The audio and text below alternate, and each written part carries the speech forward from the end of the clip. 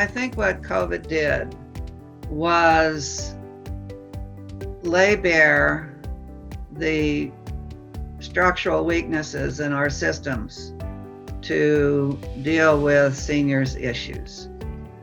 I think COVID exaggerated many things, such as food insecurity, social isolation.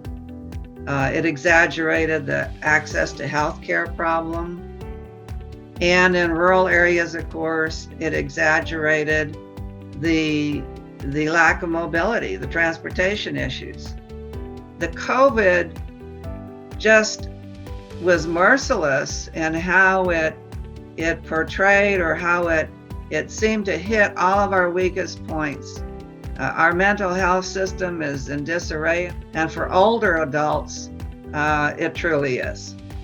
And so at a time when we were being challenged, I guess the Pinecone moment was that the area agencies on aging and others had to start reinventing how they were delivering services. They had to rethink. It was a humbling time because I think so many of us felt very helpless. So every little weakness, COVID was merciless in bringing to the fore. When COVID happened, and it was all kind of a blur, right? I think that the Pinecone moment when COVID came in and burned everything down, how we are moving forward is realizing that we were all working together, but maybe in silos, and how we could work together more and address some of these, when COVID hit, it was, how are we going to address this? It affected our school district, it affected all of our small businesses, it affected the hospital, and just how, in order to be a resilient community, how we all had to come together and work together.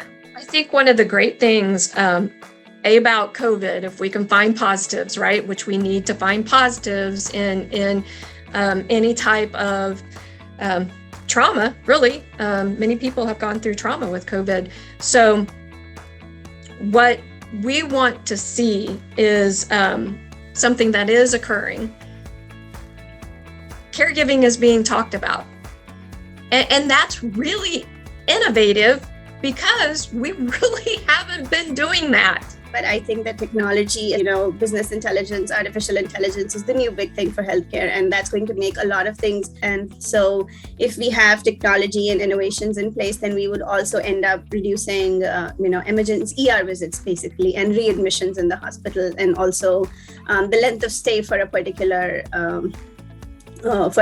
case might come down. For me as a leader, what I'm thinking about is actually 2030. I'm not in 2021, even though I have to function in it. So my challenge is to leaders is to begin to think, what will this look like in 2030? And begin to just visualize what that might look like. I mean, who knows with COVID, good, bad, or indifferent things that may come out of it. But I think that as a leader, my challenge would be, yes, your thinking needs to be about 10 years out. Well, COVID has really clarified for us kind of what we need to do to master the systems that impact individual human lives and the relationships that input into those systems, be it at the level with healthcare or the level with community-based organizations. And really that we need to have a full understanding and a granular understanding and interaction with those systems to make things go well and to respond to crises.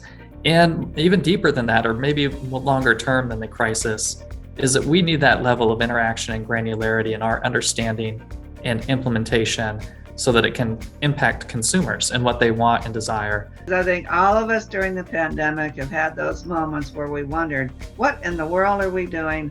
And what in the world can I do to reach out? Over 50% of the seniors that the area agencies serve live in rural areas. We are a largely rural state. Yes. And we've got to figure this out because those towns are getting smaller and their services are getting less and the seniors are getting older. And how are we gonna reach out to them? But we've also got to do that human touch all together.